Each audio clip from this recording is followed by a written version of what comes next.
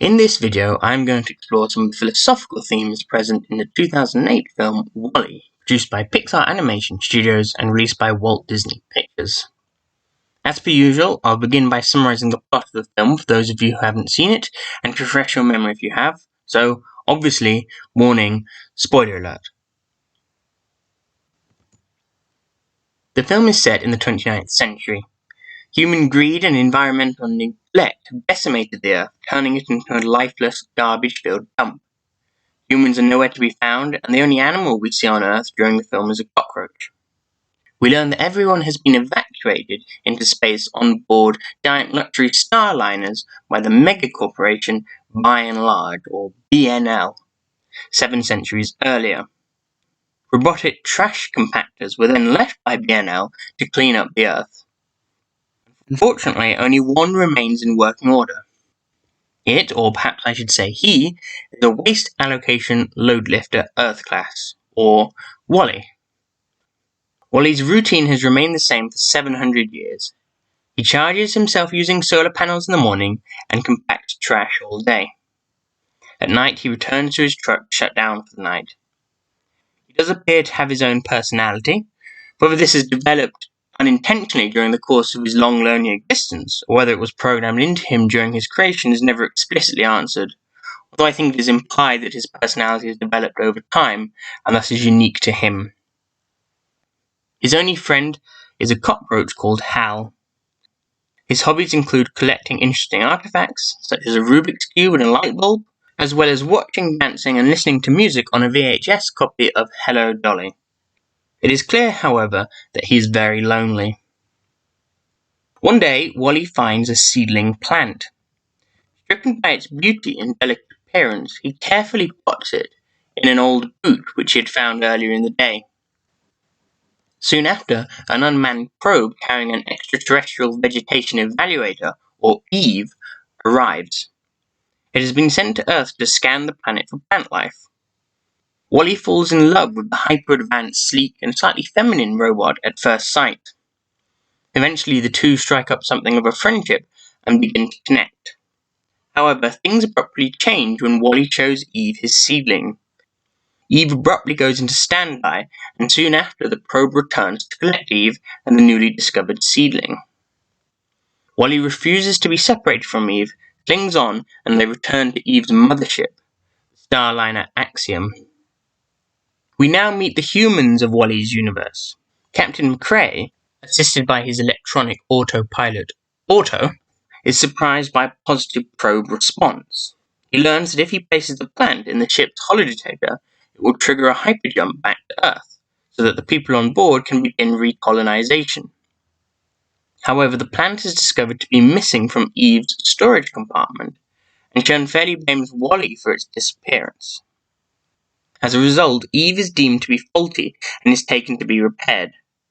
WALL-E then mistakes this process for torture, and so he frees her, along with a number of other faulty robots. Eve is annoyed at WALL-E, both for stealing the plant and for rescuing her, and so she tries to send him home using an escape pod. However, they are interrupted when Auto's first mate, Go4, unexpectedly appears. It turns out that far from WALL-E being the plant-stealing culprit, Go4 is the guilty individual, having stolen Eve's plant from her while she was deactivated. He puts the seedling in a pod set to self-destruct. WALL-E then saves the plant, causing Eve to forgive him. The two reconcile with a kiss and then celebrate by dancing in space. Eve brings the plant to McCrae. He watches Eve's recordings of Earth and decides that they must return to Earth to recolonize the planet. However, Auto refuses to obey McCrae's orders.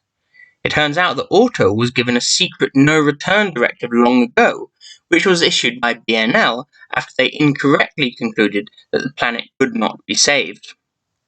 McCrae tries to overrule this directive, causing Auto to mutiny.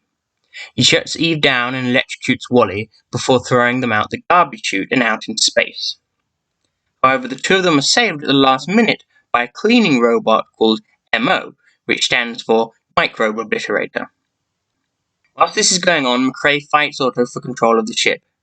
Eve, WALL-E, and MO take the plant to the ship's holodetector to trigger the return to Earth, whilst Otto desperately tries to stop them.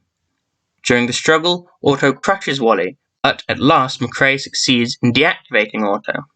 Eve inserts the plant into the holodetector and the ship returns to Earth. After returning to Earth, Eve repairs Wally, but unfortunately his memory has been reset and so he is defaulted back to his generic programming and personality. Distraught, Eve gives Wally a final farewell kiss. Miraculously, this sparks his memory and restores his own unique personality, reuniting the two of them. The humans and robots of the Axiom then begin the long process of restoring and rebuilding life on planet Earth. That brings the film to a happy close. There are lots of interesting philosophical themes running through this film. One area of interest is the topic of AI, artificial intelligence, and one could very easily do a whole video just on that. However, I've already done a video on AI in the context of the film Wreck-It Ralph, so I won't repeat myself here, but do check that out if you are interested. I'll include a link in the description. Another interesting idea running through the film surrounds the dangers of excessive technology, social media, and artificial reality. The humans in WALL-E degrade into baby-like lumps who never interact directly with each other, preferring instead to interact through technology, and who are incapable, at least to begin with, of looking after themselves. I think you could do a whole video just on that, on the importance of genuine human contact for human beings, and perhaps on the importance of having challenges and struggles when trying to develop to our full potential. Despite this, however, I want to explore the interesting questions raised by the film about the value of the natural world and our relationship to it. In the film, the Earth is heavily polluted due to human wastefulness, and the entire ecosystem has collapsed. The only living animal we see on Earth prior to the return of the humans is a cockroach, and Wally's sole purpose is to collect, compress, and sort human garbage. Indeed, the very reason the humans abandoned the Earth is because of pollution and environmental collapse. This raises interesting questions about what has come to be called environmental ethics in academic philosophy. Environmental ethics is interested in a number of different questions. Some of the practical questions it might attempt to answer would include: should humans continue to destroy forests for the sake of human consumption? Why should humans continue to propagate our own species, and to what extent, and to what cost to the rest of the environment and world? Should humans continue to use fossil fuels? What environmental obligations do humans have to future generations? Can we knowingly cause the extinction of a species in order to benefit humanity?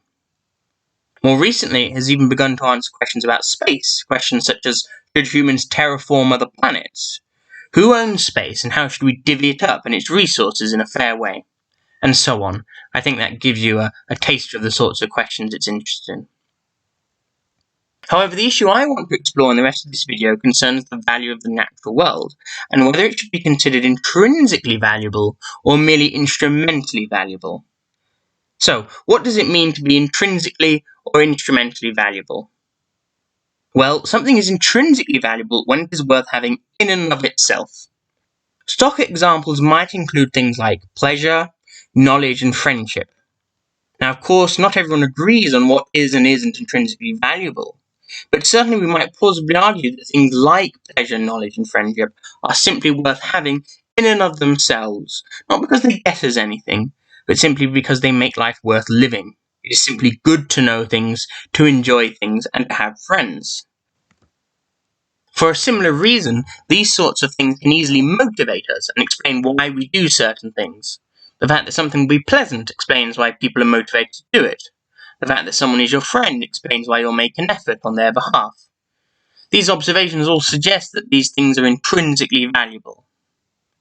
Contrasted with intrinsic values, we have instrumental values. Something is instrumentally valuable when it gets you something else, potentially something that is itself intrinsically valuable. Money and medicine are often stock examples. Now note that things can be both intrinsically valuable and instrumentally valuable. A piece of knowledge may be worth having in and of itself, whilst at the same time helping us to achieve some further goal, perhaps to pass an exam or solve a problem. Thus, this piece of knowledge would be both intrinsically and instrumentally valuable. As a result, when we examine the value of a thing, we can ask whether it is merely instrumentally valuable or whether it also has at least some intrinsic value.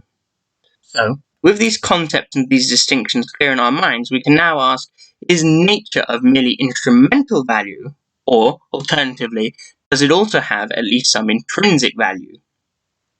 Quite clearly, nature has some instrumental value. After all, we rely on it in some form or other for most, if not all, of our resources. Obviously, this raises interesting questions about how we define nature, which is a question in and of itself. But it seems reasonable to say that plants are part of nature, and we need those for both food and oxygen. Similarly, our rivers and lakes are part of nature, and we rely on those to provide us with water. Thus, because of observations like these, it seems undeniable to say that nature has instrumental value for human beings. But is there more to the value of nature than this? Would it still be valuable if, somehow, we were able to entirely divorce ourselves from nature and live entirely independently of it? Or if human beings had never existed at all, would nature still be valuable? If so, then this would suggest that it does have some intrinsic value. Now, I have the intuition that it would still have value, and therefore that nature does have some, indeed a large amount of, intrinsic value, independent of human beings and our interests. The tricky thing, however, is to explain why. Whenever I try to articulate why, I tend to end up pointing to the fact that it serves our needs or desires in some way, which, of course, would make it merely instrumentally valuable. So explaining why it is intrinsically valuable strikes me as surprisingly difficult, even though it strikes me as the correct answer. As a result, I'll end this video on 3 questions for you to think about and perhaps to answer in the comments. First, how would you define nature? Second, is nature as you define it intrinsically valuable, or does it have merely instrumental value to human beings? Finally, if you think nature is intrinsically valuable, why does it have this value? Why do you think this? I'll look forward to seeing what you say in the comments. That's it for this video. I hope you enjoyed it. Take care everyone, and I'll look forward to seeing you in my next video. Goodbye.